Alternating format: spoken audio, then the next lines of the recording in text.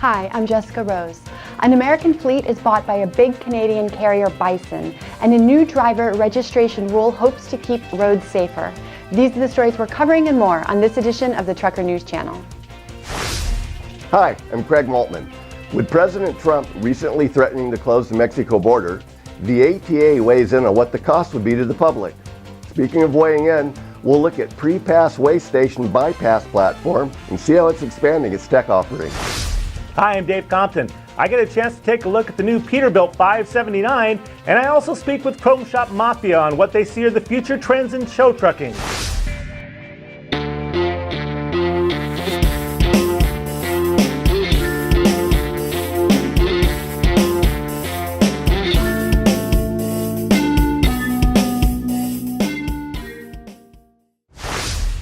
Canadian carrier Bison Transport has acquired Wisconsin-based H.O. Wolding, a 320 truck dry van fleet.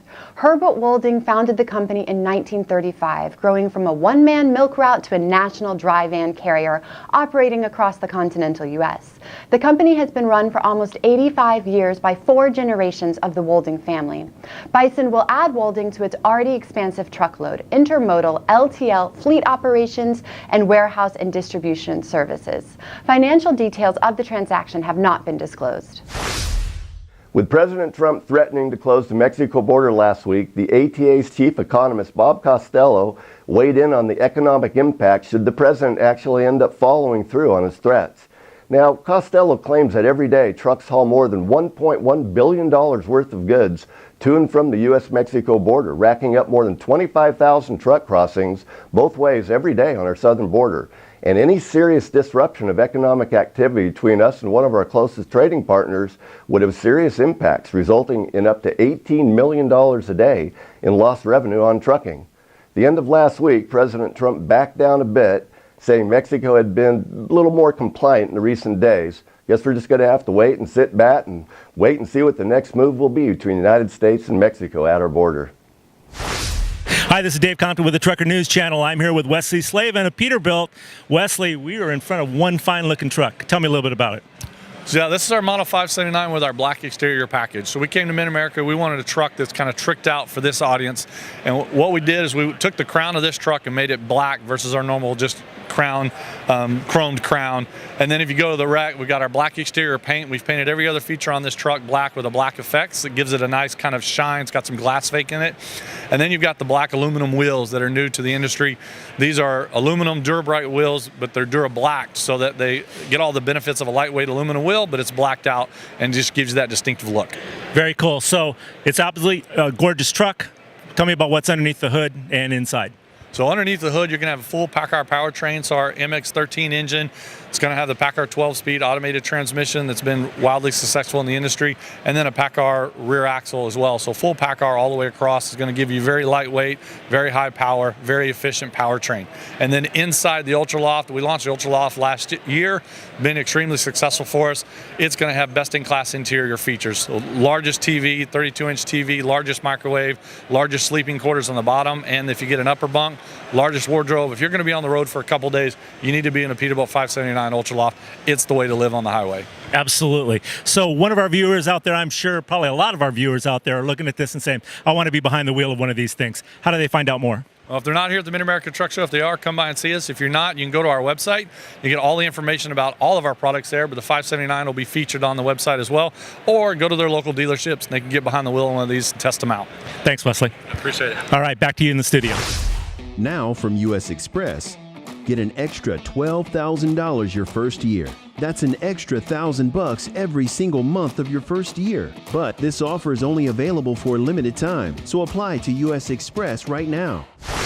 Beginning in 2020, truckers who wish to change jobs will be required to register with the FMCSA's Commercial Drivers Licensed Drug and Alcohol Clearinghouse as part of their background check process.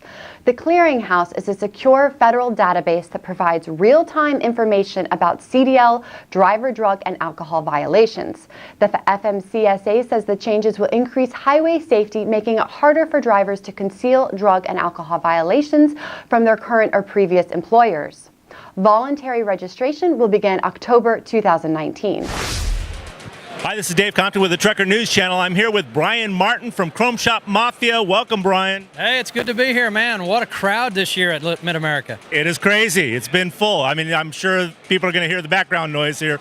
But hey, thanks for joining us. And, for those that don't know about Chrome Shop Mafia, give me the big picture about the company. Well, I mean, it really goes back to our parent company, Four State Trucks. Been in business 40 years this year. 2019 is our big 40th. So a lot of history there. I've been on the scene since about 86, 87. We're all about truck parts. We started out kind of, I guess what we're famous for is 20 or 25 years, we were the chrome guys. Anything chrome, stainless, any kind of accessory for that truck, Four State Trucks was the place to go. It's going to be your bumpers, your fenders, your seats, your exhaust. As of lately, we've added our Best Fit collision line. So not only can you get your chrome and accessories, but now if you need a fuel tank, a radiator, a hood, you've had a little fender bender, we can supply that too. We got a big fabrication shop, nice full color catalog, good website. You can order 24/7. We can ship your parts right to your location. But really, it's anything truck parts, Four State Trucks. We're trying to cover you one way or another. So how'd you get started in this whole crazy thing? Well, as I said, Four State Trucks started in Joplin, 1979. It was kind of my great uncle and my dad. And at that time, believe it or not, they were an international dealership. You get up to about 84, 85 from, I'd like to say what I can remember, but what they tell me, the economy was horrid. Interest was 19, 20%. It was not a good time to be in trucking. So they opted to give the international franchise back. Well, that left us with this beautiful dealership facility. We still had the garage, the parts room, the sales lot. So we just started doing general truck repair. Located right on I-44, we started doing clutches, air conditioners, brake jobs, wheel seals, whatever the trucker needed to get back on the road. And in the course of doing that, we started kind of dabbling in salvage. We'd buy a truck with a blown engine or a truck that had been in a wreck. We'd start selling parts off of it. So now we're into truck repair, truck parts, and salvage. Did that for a good long while, and then we added chrome.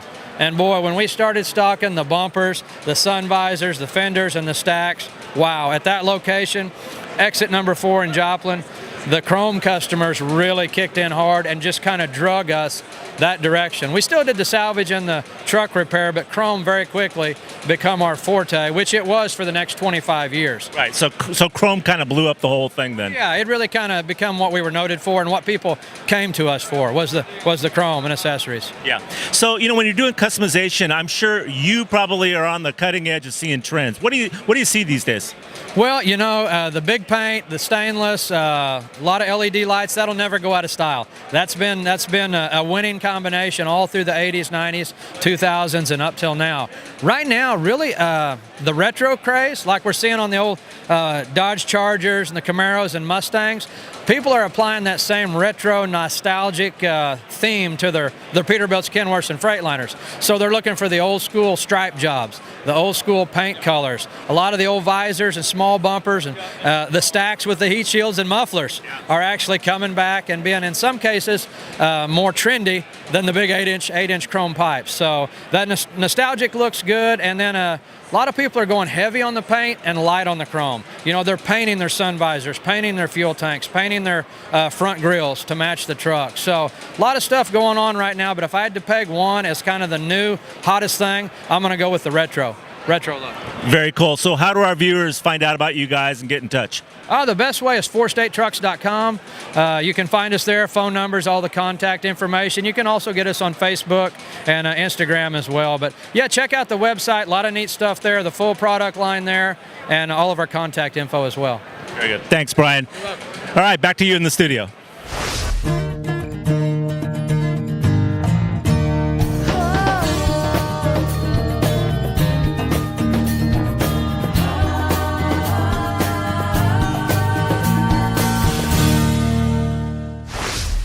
For nearly a decade, the Women in Trucking Association has worked on breaking down roadblocks and encouraging the employment of women in the industry. David Compton recently had a chance to speak with the organization and hear more about their vision. Hi, this is Dave Compton with the Trucker News Channel. I'm here with Ella Mboya with Women in Trucking. Happy to have you. Well, thank you for having me on. Yeah, pleasure. So, I've heard a lot about the organization, but I got to confess I really haven't delved deep and found out all the specifics. So give me a high-level view of what the organization does. Sure. We're a nonprofit association with over 4,000 members, mostly in North America, but all over the world. 19% of our members are men. I'd like to say that we're not for women, we're about women. And so our mission is pretty simple. It's threefold: to encourage the employment of women in the trucking industry, to address obstacles, things that might keep women from either entering the industry or succeeding in the industry. And then the third part of our mission is to celebrate success of our members. So we honor the pioneers, whether they're drivers or whether they're women who own trucking companies or dealerships or women in logistics. We just want to highlight the women who have been successful in the transportation industry. So I hear you have something special coming up tomorrow. We do. We have our annual Salute to Women Behind the Wheel, and this is the 10th year that we've had a reception, and so we're very excited about it, and we honor female professional drivers. They can sign up at our booth. They get a red t-shirt. They'll come in, and we have a chocolate fountain, a butterscotch fountain. We'll have music, entertainment by Jane Denham. We have vendors there who will talk to them, our sponsors, and then we take our annual photo. So we take the photo of all the women in their red shirts, and you must have a CDL. You must be a female with a CDL. But it's really a great event for all these women to come and be honored for what they do, because they're all pioneers. Very cool. Now, you guys also have an annual conference coming up. We do. It's in September 30th to October 3rd in Dallas, Texas, and we call it our Accelerate Conference and Expo. And we're so excited because this is only our 5th year. And the first year we had 300 people, second year we had 400, third year 500. Last year we had 836, so we're anticipating close to 1,200 this year. We actually outgrew our venue and had to move into a bigger facility. We have a truck technology tour. The trucks will be inside showcasing technology. We have exhibitors. We have lots of speakers, and the speakers are all about empowering women in a non-traditional transportation environment. So the speakers talk about everything from negotiation skills to imposter syndrome and things like that. So it's good for men and women, but we get a lot of middle-level women who are coming to learn leadership skills. So I'm very excited, and it's going to be a great event. So how do people get involved? So they can find out about Women in Trucking at womenintrucking.org, and I encourage people to look at our website and join. And you can join as an individual or you can join as a corporate member. And so there's different rates depending on the size of your company and that sort of thing. But again, it's WOMENINTRUCKING.org. Very good. Thanks for joining us. Thank you. Back to you in the studio. Prepass, the technology company most widely known for their weigh station bypass products, is expanding their product offerings as connected semis are now becoming much more commonplace. Our own David Compton had a chance to catch up with Prepass and look at their vision for the future of mobility. Hi, this is Dave Compton with the Trucker News Channel. I'm here with Kelly Fry from Prepass. Kelly, nice to have you. Oh, thanks, Dave. I appreciate being here. So, Kelly, I've heard you guys refer to yourself as a connected vehicle solution provider. What do you exactly mean by that? Well, it's kind of funny. A lot of people know Prepass, Dave, because they think of us as a weigh scale bypass solution. But we started about 20 years ago, and we have the largest collection of heavy vehicles on the market that are connected to infrastructure. So when you think of the future of autonomous vehicles, we think of vehicle to infrastructure connectivity, and Prepass really is that provider today. Very cool. So where do you guys see yourself as far as scale inspections going over time, and what should carriers and drivers be thinking about when it comes to the future of technology? Yeah, I think if you think of weigh scale bypass, if you know anything about it, it's something that there's a transponder in the window of the vehicle. That transponder uses RFID technology to communicate to the weigh scale, lets the officer know that you're a good actor and you should be able to go by. Well, we've already also rolled out a wireless solution that just works on a cell phone or a tablet. So we know there's going to be more weigh scale bypass technology coming. We're the leader in that in terms of innovation.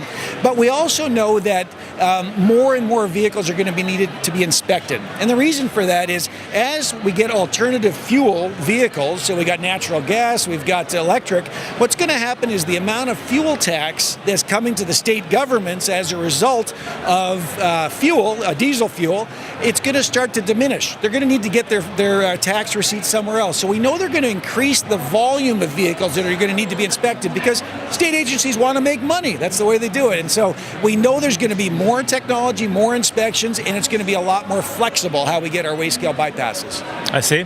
So we're seeing a lot more push towards alternative fuels and electric vehicles. Do you have any opinions on tax and tolling? Yeah, definitely. So as I referred to there with regard to the electric vehicles, alternative vehicles, as that tax base goes down from diesel fuel and fossil fuels, we're going to have to see other types of tolling and tax collected. So you're already starting to see things in Europe, as an example, where we can see congestion tolling. We see urban tolling, where all of a sudden now you have to pay a toll to get into the city center.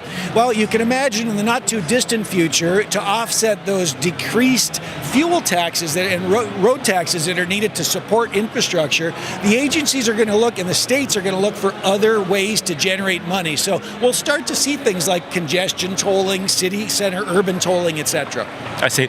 So where do you see waste scale inspections going over time, and what should carriers and drivers be thinking about when it comes to the future of technology? Yeah, I referred earlier to RFID technology. I referred to mobile technology using a cell phone. We've also got the emergence of something called DSRC, dedicated short range communication. So as we get into the connected vehicle space, virtually you can imagine 2 to 5 years, every vehicle on the road will probably be connected with GPS, either using DSRC, using RFID, using cellular.